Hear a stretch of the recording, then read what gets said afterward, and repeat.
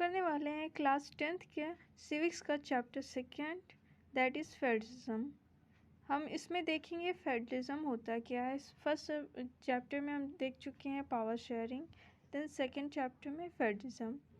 Features of federalism, there are 2 और more level of government that is called federalism.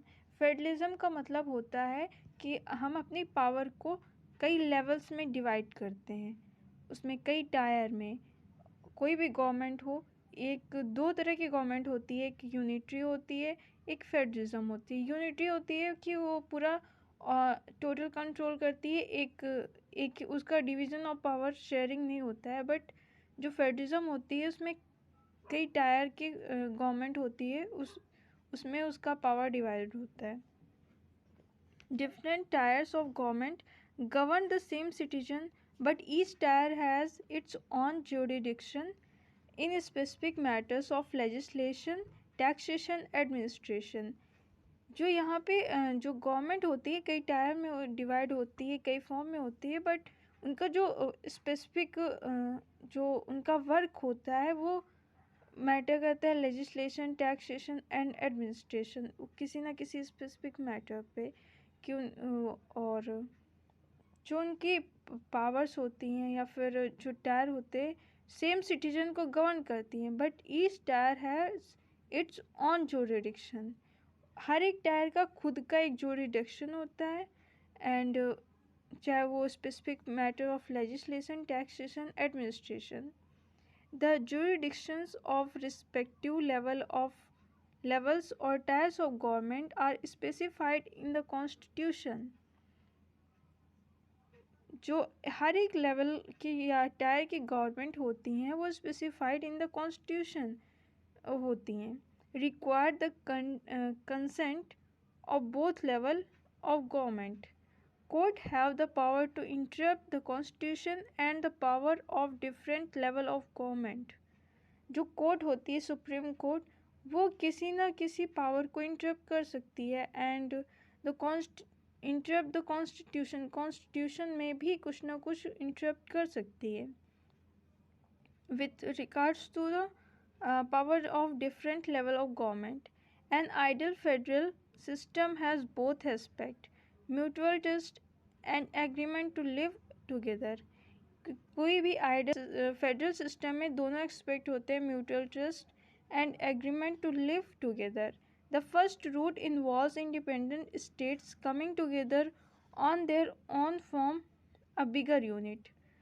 पहला जो उसका root cause होता है वो अपने खुद के इंडिपेंडेंट स्टेट्स जो होते हैं वो एक साथ आके एक बिगर यूनिट फॉर्म करते हैं। The second route is where a large country decide to divide its power between the constituent state and national government. जो भी सेकेंड रूट होता है वो लार्ज कंट्री डिसाइड करती है कि अपने पावर को constituent states and national government दोनों के बीच डिवाइड होता है। ये हमने जान लिए हैं फेडरलिज्म के फीचर्स। अब इंडिया में फेडरलिज्म कैसे होता है ये देखते हैं। Federalism in India, the constitution originally provided for a 2-tier system of government, that is government, union government, what we call the central government representing the union of India, and the state government. Later a third tier of federalism was added in the form of panchayat and municipalities. Constitution clearly provided a threefold system of legislative power between the union government and state government. ये जो India में federalism है वो ऐसे form होता है जैसे central government है, देन स्टेट है, देन लोकल लेवल गवर्नमेंट है। ये तीनों बन के इसी को हम फेडरलिज्म कहते हैं। इनमें डिवीज़न ऑफ पावर होता है, और जो सेंट्रल में होती है that is union, state government, local level government में पंचायत होती है, म्यूनसिपैलिटीज़ होती है। कॉन्स्टिट्यूशन में क्लियरली प्रोवाइडेड है कि जो स्टेट गवर्नमेंट है या सेंट्रल गवर्नमेंट है उनके क्या क्या सब्जेक्ट हैं, वो किस किस सब्जेक्ट में लॉज बना सकती हैं, डिबेट कर सकती हैं, उनको कैसे इनको इन्फोर्स कर सकती हैं।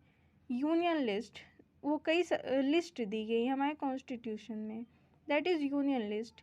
Defence of country, foreign affairs, banking और भी इसमें सब्जेक्ट हैं।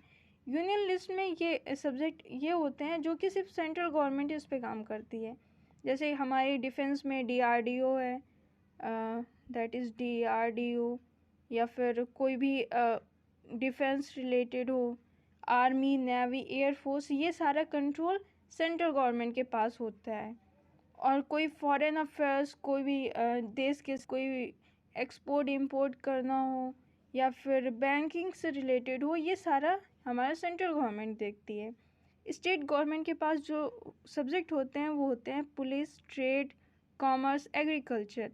इन सारे जो सब्जेक्ट हैं इनके ऊपर स्टेट लिस्ट में होते हैं, इनको स्टेट लिस्ट के अंदर आते हैं। इनमें स्टेट गवर्नमेंट वो स्टेट गवर्नमेंट लॉ बनाते हैं। पुलिस होते हैं, हर हम देखते हैं कि हर एक स्टेट की अपनी खुद की पुलिस होती है, उनकी ड्रेस होती है, उनके रूल्स होते हैं अलग अलग। और ट्रेड होता है, कुछ स्टेट का ट्रेड दूसरे, और एग्रीकल्चर, सबकी अलग अलग पॉलिसीज़ होती हैं। जो कनकरेंट लिस्ट होती है उसमें central and state both together with make the law. In subject पे दोनों ही लॉ बनाते हैं। Education, forest, trade unit, marriage, ये सारे सब्जेक्ट होते हैं जिसमें स्टेट और सेंट्रल दोनों मिलके लॉ बनाते हैं। जो रेजिड्यूरी सब्जेक्ट होता है जैसे कंप्यूटर, सॉफ्टवेयर एक्सेट्रा, वो ऐसे सब्जेक्ट होते हैं जो कि बहुत ज़्यादा इम्पोर्टेंट होते हैं, इसलिए बनाए जाते हैं।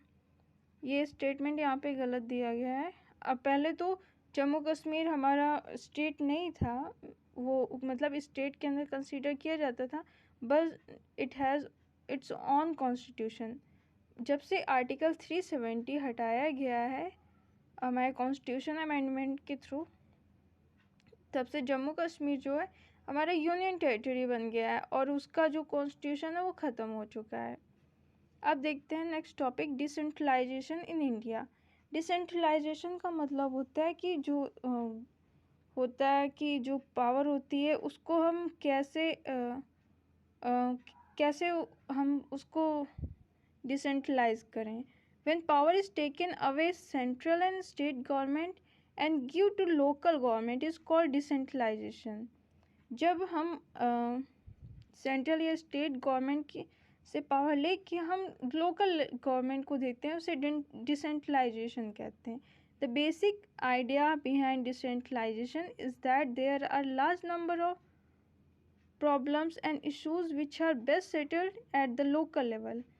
हम डिसेंट्रलाइजेशन क्यों करते हैं? अगर कोई भी इशू हो तो वो लोकल लेवल पे ज़्यादा अच्छे से सॉल्व होगा, क्योंकि जो लोकल पर्सन है किसी भी स्पेसिफिक एरिया के, वो ज़्यादा अच्छे से समझ सकेंगे कि हमारी प्रॉब्लम्स क्या हैं, उनका सोल्यूशन बेस्ट वे सेटल होगा।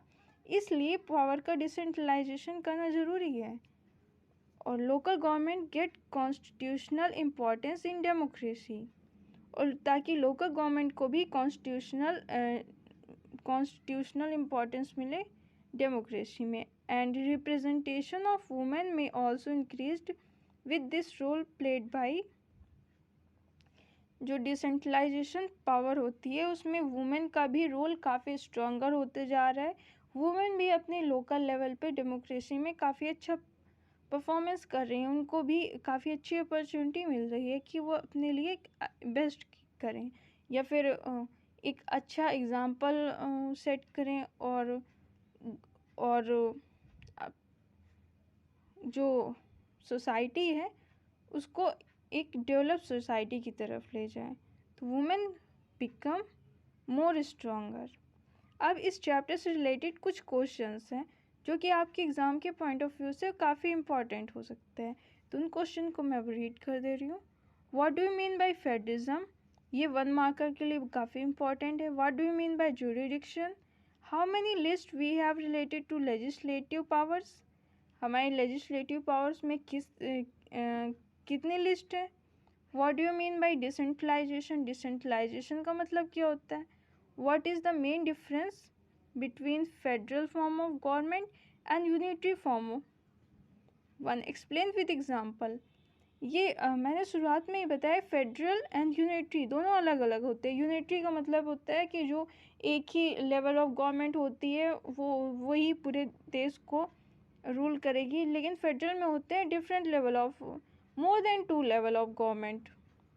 फेडरल में इंडिया है, यूनिटरी में यूएसए। ये इसके एग्जांपल है। How power share between central and state government in federalism. Central और स्टेट गवर्नमेंट के बीच फेडरलिज्म में कैसे पावर शेयरिंग होती है। Right main feature of federal government, federal government के मेन फीचर हैं। चलिए हम कुछ फ्लो चार्ट के थ्रू देखते हैं। एडमिनिस्ट्रेटिव स्ट्रक्चर ऑफ इंडिया, इसका मतलब होता है जो हमारी एडमिनिस्ट्रेशन है या ब्यूरोक्रेसी है वो कैसे रूल या फिर उनका क्या रोल होता है। गवर्नमेंट ऑफ इंडिया में स्टेट गवर्नमेंट होती है, उनका डिवीज़न कैसे होता है।